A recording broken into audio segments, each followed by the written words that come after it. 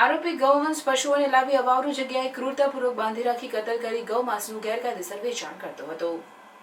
સુરત ગ્રામ્ય પોલીસ સ્ટેશનના ગૌવંશ કતલના ગુનામાં નાસ્તા ફરતા આરોપી મુસ્તાક ઉર્ફે મુન્નો જલુભા પઠાણ છેલ્લા 1 વર્ષથી ફરાર હતો.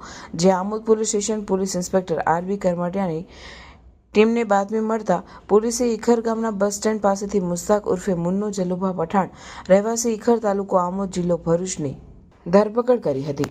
આમોદ પોલીસ ઇન્સ્પેક્ટર આરબી કરમાટિયા તેમજ પોલીસ કોન્સ્ટેબલ આશિકસિંહ નવીનજી તેમજ યશપાલ નરેન્દ્રભાઈ તેમજ એએસઆઈ સુનિલ ઓમકારે પોલીસ ધરપકડથી નાસ્તા ફરતા આરોપીને ઝડપી પાડી તેની સામે કાયદેસરની કાર્યવાહી હાથ ધરી હતી.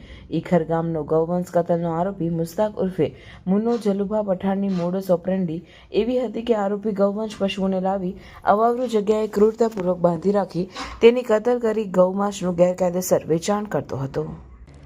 ભરૂચની ધરતી પર હવે એક નવું અધ્યાય શરૂ થવાનું છે. એક એવું સપનું કે જે હવે વાસ્તવમાં પરિવર્તિત થવાનો સમય આવ્યો છે. વિશ્વ સ્તરીય વિકાસનું પ્રતીક અભિયાન નહીં, આ છે ભવિષ્યની ઉજવણીની શરૂઆત. World trade centre Bharuch.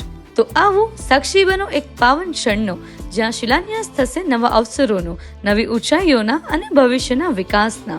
ભૂમિપૂજન મહોત્સવ કે જે તારીખ 18 એપ્રિલ 2025 સવારે 9 થી બપોરે 1 સુધી, સ્થળ BTM કમ્પાઉન્ડ 5 પત્તી ભરૂચ. તો આવો સાથે મળીને ભવિષ્યના એક અનોખા સ્થાનની રચનામાં જોડાઈએ.